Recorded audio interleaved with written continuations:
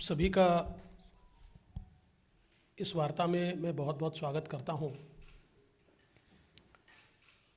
हम सभी लोग जानते हैं कि जो घटना मुंबई में घटी, एंटीलिया के सामने जिस प्रकार से जिलेटिन स्टिक से भरी हुई एक स्कॉर्पियो पाई गई और उसके बाद जो घटनाएं घटी वो आप सभी के सामने हैं। जिस प्रकार से पुलिस महकमे से ही इस प्रकार की गाड़ी प्लांट की जाती है और उसके बाद की घटनाओं में इसमें की सबसे बड़ी कड़ी मनसुख हिरण, इनको जिस प्रकार से मर्डर उनका किया जाता है, जिस प्रकार से उनका खून किया जाता है, ये सारी चीज़ें मुंबई और महाराष्ट्र के इतिहास में इससे पहले कभी नहीं हुई। हमने 90 के दशक में क्रिमिनलाइजेशन ऑफ पॉलिटिक्स, राजनीति का अपराधीकरण, ये महाराष्ट्र में उसका अनुभव लिया था और उसी प्रकार की परिस्थिति। और अब तो अगर रक्षा करने वाले ही इस प्रकार से अपराधी तत्व बन जाए तो सुरक्षा कौन करेगा, ये सवाल है। इसमें सबसे अहम सवाल ये होता है कि एपीआई सचिन वाजे, इन्हें नौकरी में वापस क्यों लिया गया। वे 2004 में सस्पेंड हुए, 2007 में उन्होंने वीआरएस दिया और उसके बाद उनका वीआरएस एक्सेप्ट नहीं हुआ क्योंकि उनके ऊपर इंक्वायरी चल रही थी। 2018 में जिस समय मैं मुख्यमंत्री था, उस समय शिवसेना की ओर से दबाव था कि एपीआई वाजे को फिर एक बार सरकार की सेवा में लिया जाए, पुलिस महकमे में लिया जाए। और उस समय मैंने उनका पास्ट रिकॉर्ड देखने के बाद यह तय किया कि एडवोकेट जनरल की सलाह मैं इसमें लूंगा। और मैंने एडवोकेट जनरल जी की सलाह ली। हालांकि वो कोई रिटर्न सलाह नहीं थी, लेकिन मैंने उनको फाइल दिखाई और उन्होंने मुझे साफ ये कहा कि इस मामले में हाई कोर्ट ने उनको सस्पेंड किया है, बहुत गहरी इंक्वायरी चल रही है, ऐसे समय उनको लेना ठीक नहीं होगा। और मैंने उस समय उनको नहीं लेने का फैसला किया।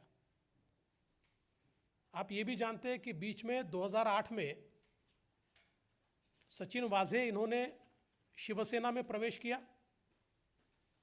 कुछ समय तक शिवसेना के प्रवक्ता के रूप में भी उन्होंने काम किया और शिवसेना के साथ बड़े गहरे रिश्ते ये सचिन वाजे के रहे।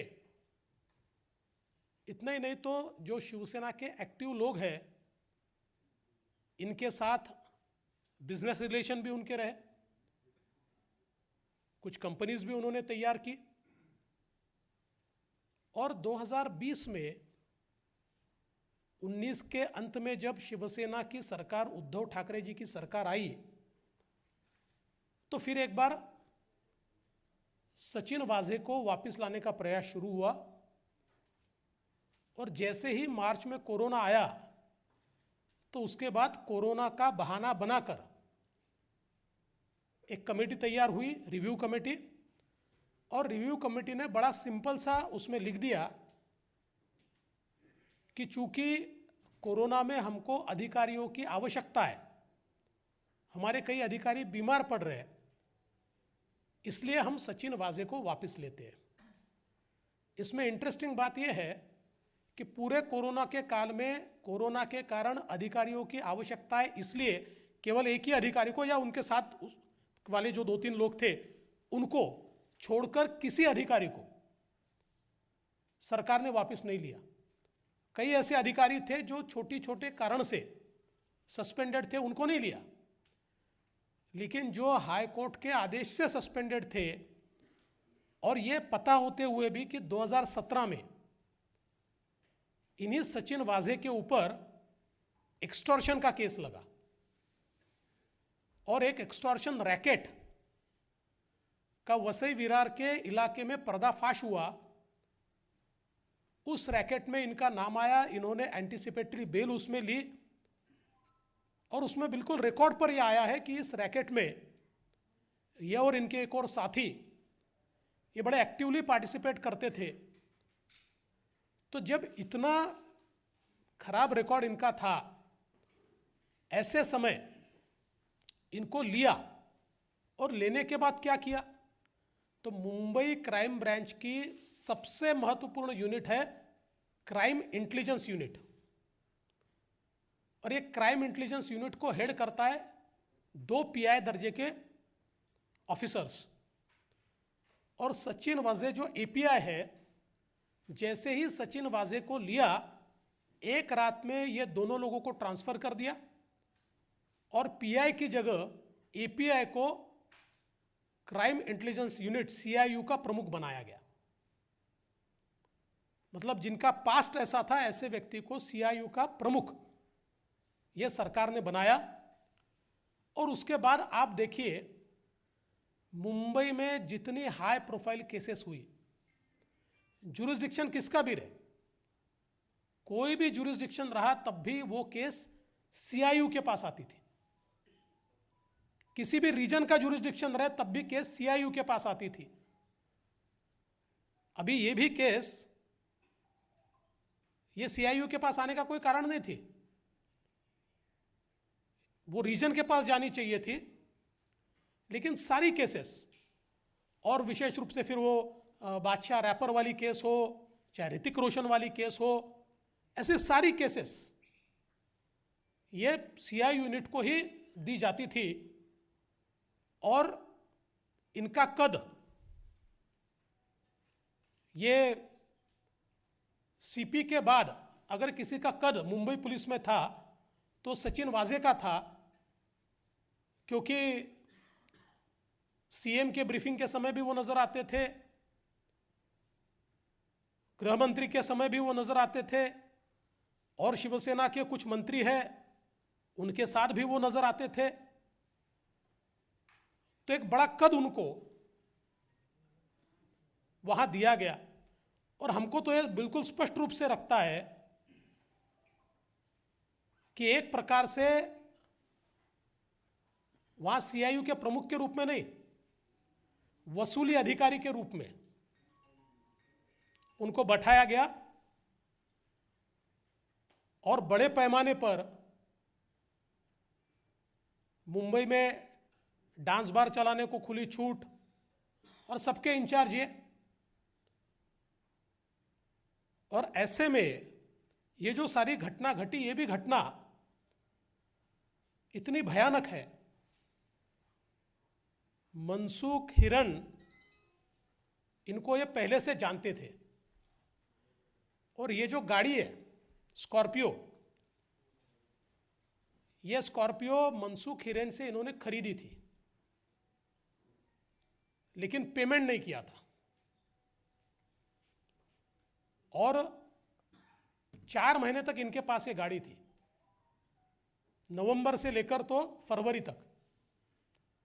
और फिर मनसुख ने इनको कहा कि भाई आप या तो इसका पेमेंट कंप्लीट कर दीजिए या फिर गाड़ी वापस दीजिए। तो उन्होंने कहा मैं और कुछ दिन रखूंगा। उसके बाद वो गाड़ी उनके पास लाकर दी, और फिर उनसे वापस वो गाड़ी मंगाई गई। जिस दिन ये गाड़ी मुलुंड में उन्होंने वहां पर जहां पार्क की उन्होंने, उस दिन आप देखिए, ये गाड़ी में अगर ये गाड़ी चोरी होती तो कहीं ना कहीं कोई टेम्परिंग होता, कोई दरवाजा जो लॉक है उसको खोला जाता, ऐसा कुछ नहीं था। क्योंकि जानकारी के अनुसार मनसुख को यह कहा गया था कि भाई वहां पार्क करो और चाबी लाकर हमको दो, और सीधे वो चाबी ये सचिन वाजे ने ली। उनको कहा कल जाकर आप एक कंप्लेंट रजिस्टर कीजिए कि मेरी गाड़ी चोरी हुई है। और वो जब कुर्ला पुलिस स्टेशन गए तो उनकी कंप्लेंट ली नहीं जा रही थी, क्योंकि कई बार पुलिस ये कहती है कि भाई 2-3 दिन रुकिए, उसके बाद हम रजिस्टर करते हैं, एक बार हम देख लेते हैं। तो वहाँ पर जो आयो थे या जो वहाँ पर ड्यूटी ऑफिसर थे, उनको सचिन वाजे का फ़ोन आया और उन्होंने कहा कि तुरंत अभी के अभी ये क्राइम रजिस्टर करिए और रजिस्टर होने के बाद मुझे इत्तला दीजिए। और ये इत्तला उनको देनी पड़ी। तो ये सोची समझी साजिश के तहत मनसुख हिरन को उसके बाद किसी और ने इंट्रोगेट नहीं किया। 3 दिन मनसुख हिरन को वाजे ही इंट्रोगेट कर रहे थे और उनके इंट्रोगेशन के बाद मनसुख को वाजे ने ही ये बताया कि भाई तुमको और एजेंसीज इंट्रोगेट कर सकती है, इसलिए एक कंप्लेंट कर दो। और अपने पहचान के लॉयर के पास वो खुद मनसुख को लेकर गए और मनसुख से कंप्लेंट करवाई कि मुझे अलग अलग लोग बुलाते हैं, मेरी बड़े पैमाने पर मुझे पुलिस से तकलीफ है, और अपना भी नाम उसमें डलवा दिया। और वो सीएम को भेजा, वो गृह मंत्री को भेजा। तो इसका मतलब एक प्रकार से सारी एलिबाई ये तैयार हो रही थी। और जिस दिन मनसुख को रात में एक फोन आया कि गावड़े ने आपको बुलाया है, और उनको जिस इलाके में बुलाया वो वही इलाका है जिस इलाके में सचिन वाजे के ऊपर एक्सटॉर्शन का केस लगा है, उसी इलाके में उनको बुलाया गया। और उसके बाद दूसरे दिन उनकी लाश मिली। और हमारा तो ये मानना है कि मनसुख हिरन को वहीं पर मार दिया गया।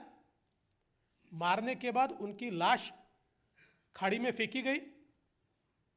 और इसमें सबसे महत्वपूर्ण बात यह है, हाई टाइड में उसको फेंकने की कोशिश हुई। अगर ये लाश हाई टाइड में फेंकी जाती तो ये वापस ही नहीं आती।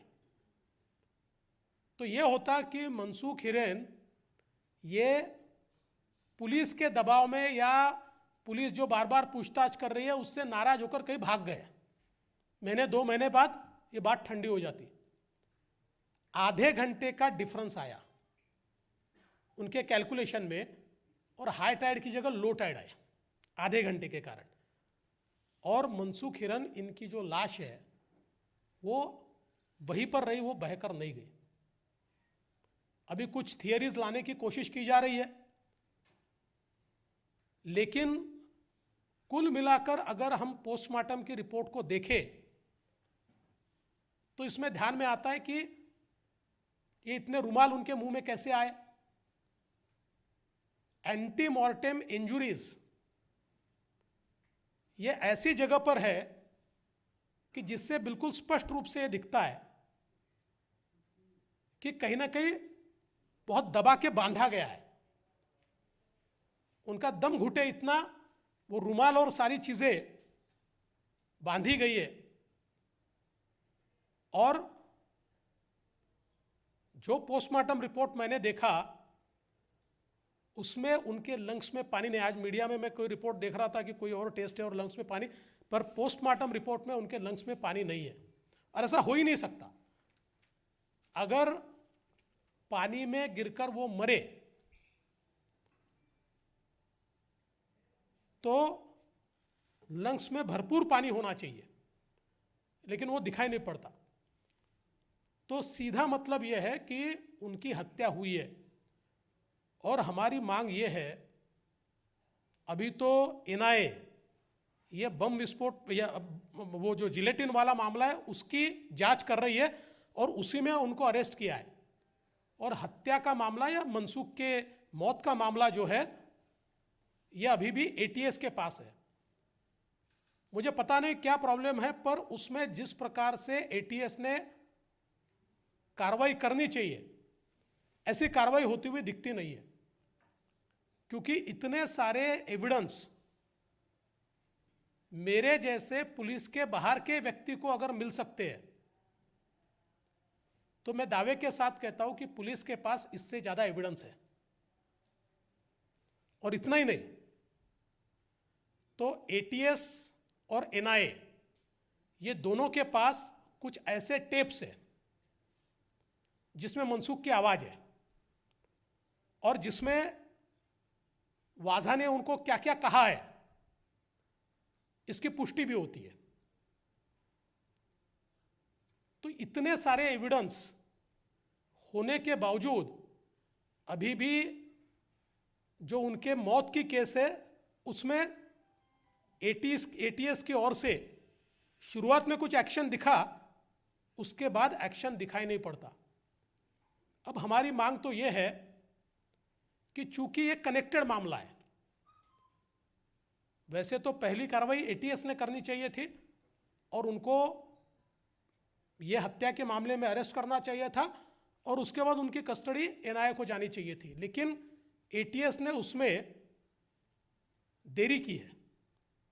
और अब कनेक्टेड मामले में हम तो ये मानते हैं कि अब हत्या का मामला भी, चूंकि ये कनेक्टेड मामला है और वो सबसे बड़े इसकी कड़ी है मनसूख हिरन जो है, इसलिए वो मामला भी अब एनआईए को टेक ओवर कर लेना चाहिए। और उसमें भी जो सबूत आज एनआईए के पास है या एटीएस के भी पास है, मैं कोई एटीएस पर अविश्वास नहीं दिखा रहा, पर कहीं ना कहीं मैं समझ नहीं पा रहा हूं कि क्या एटीएस पर कोई दबाव है। मैं दबाव है ऐसा मेरा कहना भी नहीं है, पर जिस प्रकार के एक्शंस होनी चाहिए वो होती हुई मुझे दिखाई नहीं पड़ती। और इसलिए अगर ऐसी बात है तो कनेक्टेड मामला ये एनआईए को जाना चाहिए और तुरंत इस मामले में भी। और मेरा मानना ऐसा है कि इस मामले में ये जो सारा घटनाक्रम है ये अकेले सचिन वाजे नहीं कर सकते, और इसलिए इसमें कौन कौन है इसका भी विचार कि निश्चित रूप से किया जाना चाहिए। कुल मिलाकर मुझे यह दिखाई पड़ता है कि फेलियर ऑफ पुलिस नहीं है, यह फेलियर ऑफ गवर्नमेंट है, क्योंकि सरकार ने ऐसे व्यक्ति को जिनका पास्ट पता है क्या है उसके बावजूद इतनी इंपॉर्टेंट जगह पर बैठाया। इसका मतलब कोई ना कोई ऐसी चीज सरकार की है कि जिस चीज के कारण उनकी मजबूरी है कि उनको बैठाना है। और जिस प्रकार से हमारे मुख्यमंत्री जी प्रेस कॉन्फ्रेंस में उनको डिफेंड कर रहे थे, सरकार जिस प्रकार से हाउस में उनको डिफेंड कर रही थी, अगर इतने सबूत मेरे पास नहीं आते तो शायद उसको तो महात्मा ही ठहराया जाता, क्योंकि सवाल पूछा जा रहा था कि ये क्या ओसामा बिन लादेन है, इस प्रकार के सवाल पूछे जा रहे थे। तो इसलिए मुझे लगता है कि कुल मिलाकर इस मामले की तह तक जाना होगा और जिन इंटरेस्ट के साथ, जिन इंटरेस्ट को प्रोटेक्ट करने के लिए उनको वहां लाकर बैठाया सरकार की ओर से, उससे इसका क्या ताल्लुकात है, उससे इसका क्या संबंध है, यह भी हमारी जांच एजेंसीज को ढूंढना पड़ेगा, ऐसा मेरा मानना है। आप लोगों को सवाल हो तो पूछ सकते हैं। देवेंद्र पराशर। सर, आपने बताया कि 2018 में शिवसेना की तरफ से आपके ऊपर प्रेशर था, क्या वो प्रेशर सीधे उद्धव ठाकरे की तरफ से था और उन्होंने इस संबंध में बातचीत की? देखिए, उद्धव जी ने मुझसे फ़ोन पे बातचीत की थी उस समय, और उनके जो कुछ प्रमुख मंत्री थे वो मेरे पास आए थे।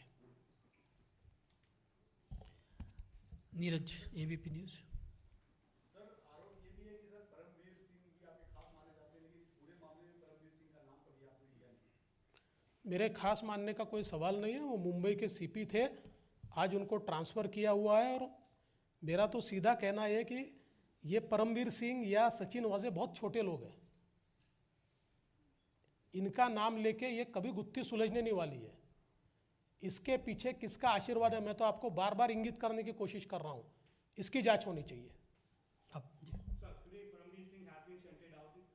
Why do you think he has been shunted out of his post from as the Mumbai Police Chief, sir? देखिए, सीधी बात तो ये है कि उनकी जिम्मेदारी तो है ही, उससे वो कैसे भाग सकते? क्योंकि ये तो डायरेक्ट उनको रिपोर्ट करते थे। लेकिन मैं वापस कहना चाहता हूं कि सचिन वाजे को ऑपरेट करने वाले कुछ और लोग सरकार में बैठे।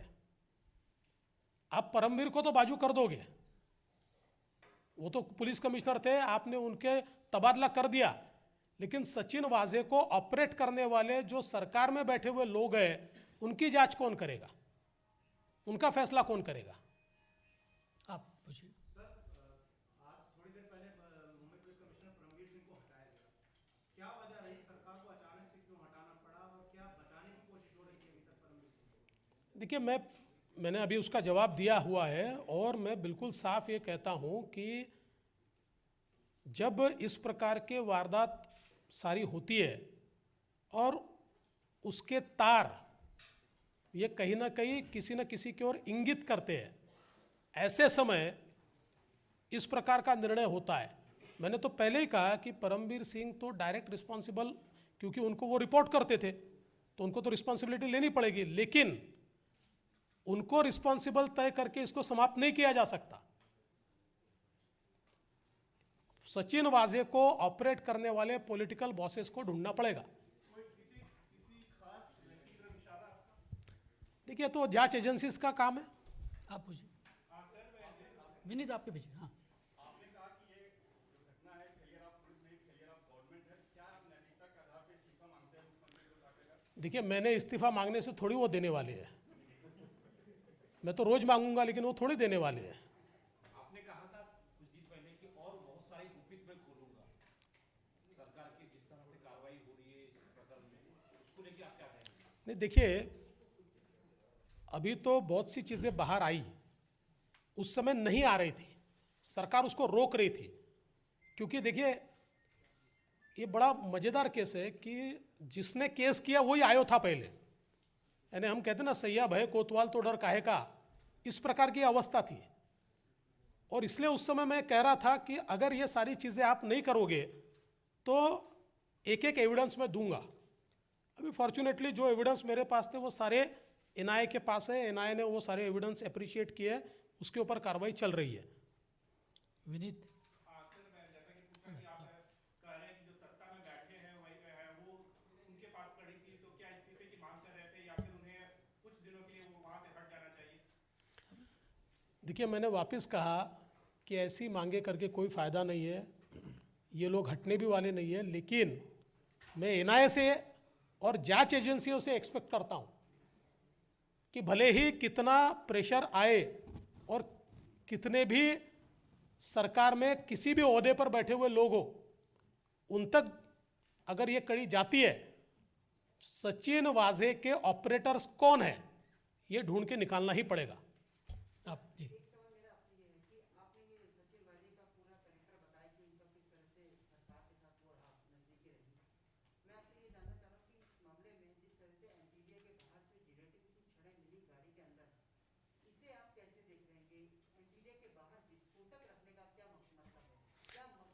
देखिए, ये मकसद तो अभी ढूंढना ही पड़ेगा, ये तो एनआईए ढूंढेगा। चूंकि अब अपराधी मिला है तो मकसद भी मिलेगा, तो इसके ऊपर मैंने कुछ कहना तो ठीक नहीं है, लेकिन मुझे ऐसा लगता है कि कोई बहुत बड़ा संदेश देना चाहते थे, कोई स्टेटमेंट करना चाहते थे, और उस स्टेटमेंट के माध्यम से कोई ना कोई आगे की मंशा थी। ये यहाँ तक लिमिटेड नहीं था, कोई ना कोई इसके आगे की मंशा थी। क्योंकि एक ज़माने में महाराष्ट्र में कुछ एनकाउंटर स्पेशलिस्ट का एक्सटॉर्शन रैकेट भी चला करता था, इस प्रकार का हमने सुना है। और किस प्रकार से वो उस समय एक्सटॉर्शन करते थे, इसकी कई कहानियां जो महाराष्ट्र से जुड़े हुए या हमारे जो महाराष्ट्र के पत्रकार यहाँ हैं, इनसे आप पूछ सकते हैं। इसलिए ये केवल जिलेटिन तक ये बात रुकती नहीं है, आगे मंशा तो पक्की है। आप एक मिनट। आपके एमएलए नीतीश राणे जी ने ये आरोप किया है कि इसमें इन्वॉल्वमेंट उद्धव ठाकरे जी की रिलेटिव है और उनका नाम भी लिया है वरुण सरदेसाई। तो ऐसे ही और कुछ इन्वॉल्वमेंट इनकी है क्या और उसके क्या एविडेंस है? और दूसरा सवाल, महाराष्ट्र कांग्रेस ने ये एलिगेशन किया है जो ब्लैक कार उसमें मिली है इस क्राइम सीन में, उसमें बीजेपी के एक कार्यकर्ता का भी हाथ है क्योंकि उसके साथ फोटो है। वो गाड़ी बीजेपी वाले की है। देखिए, पहले तो मैं पहले ही बता देता हूँ कि कितना मूर्खतापूर्ण बयान है, इसका जवाब उसी समय दे दिया गया क्योंकि उस व्यक्ति ने बताया कि जिसकी कार थी जिसने बेची है वो उसका दोस्त है और दोनों ने मिलकर साथ में फ़ोटो निकाला है। तो कम से कम इतनी तो अकल लगानी चाहिए कि जब हम कोई आरोप करते हैं तो कुछ पुष्टि भी उसकी कर लेनी चाहिए, लेकिन उनको इंटरेस्ट केवल आरोप करने में है और वो ऐसे मूर्खतापूर्ण आरोप हमेशा ही करते रहते हैं। उन्होंने पहली बार नहीं किया है, इसलिए उसका जवाब देना भी मैं मेरे लेवल का नहीं समझता। दूसरी आपने जो क्या बात कही थी आपने, हाँ आपने जो बात कही थी, देखिए उसमें नीतीश जी ने जो आरोप लगाए हैं निश्चित रूप से कोई ना कोई विचार करके उन्होंने वो आरोप लगाए होंगे। मैं आज उसके ऊपर बोलूँगा नहीं, पर मैं इतना ज़रूर कह सकूँ कि मुंबई में बेटिंग का जो रैकेट है उस रैकेट के साथ कहीं ना कहीं सचिन वाजे या उनके साथ वाले लोगों की कोई ना कोई बातचीत चल रही थी। मेघा जी पूछिए, मेघा जी।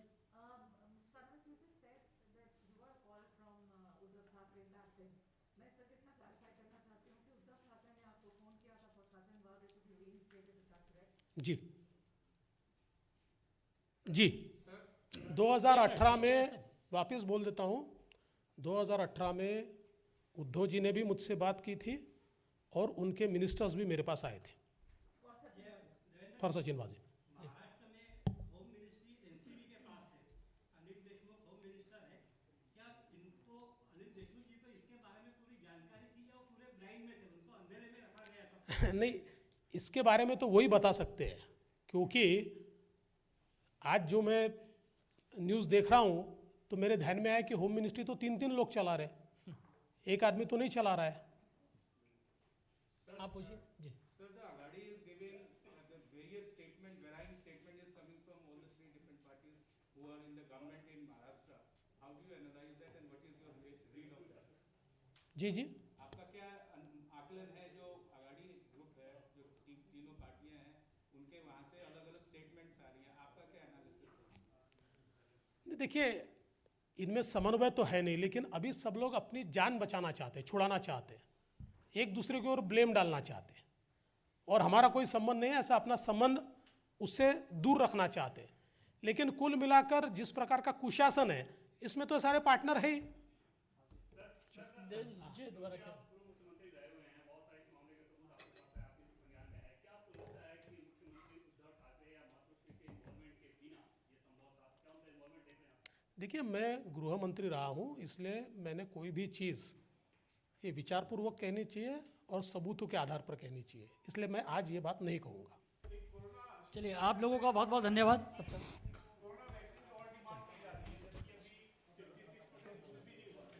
नहीं बिल्कुल सही बात है, अभी जो वैक्सीन दिया हुआ है उसका 56% वैक्सीन महाराष्ट्र ने इस्तेमाल नहीं किया है और राजनीति की जा रही है कि हमारे को वैक्सीन कम दिया जाता है, पहले दिया हुआ वैक्सीन महाराष्ट्र ने यूज़ करना चाहिए।